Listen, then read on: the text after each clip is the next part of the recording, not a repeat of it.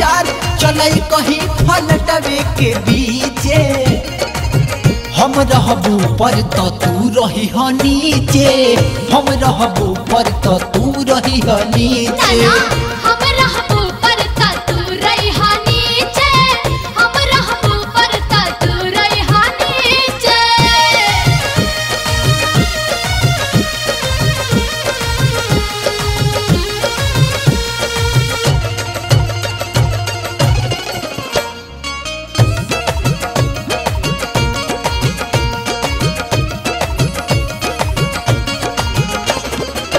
मजा मारल जाई हो दिया बाबू ताई के सेंटर से सेंटर रानी हो मिलाई के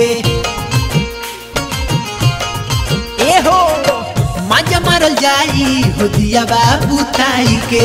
सेंटर से सेंटर रानी हो मिलाई के केहू नहीं हो जानी चलो काटल जाई जानी मच्छर ना कोटी है सोहला गोलबा मच्छरदानी ना तो गोरी तू देह लगबू खींचे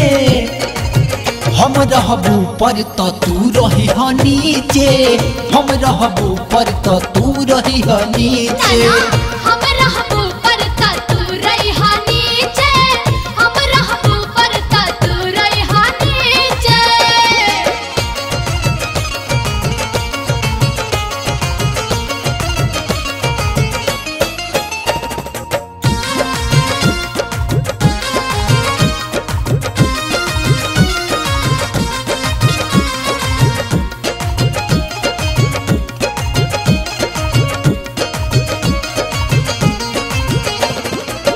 हल्का बदेह गोरी काम होई आराम से रही रही खेला होई रानी विश्राम से हल्का बदेह गोरी काम होई आराम से रही रही खेला होई रानी विश्राम से ममिला तो बेनू पट्टी जब हंसते हंसती हंसते बोलते नू रानी रात आजू के कटी भर पेटा नू टावर लगी खींचे हम रहबू पर तो तू रही ह नीचे हम रहबू पर तो तू रही ह नीचे हम रहबू पर तो तू रही ह नीचे हम रहबू पर तो तू रही ह नीचे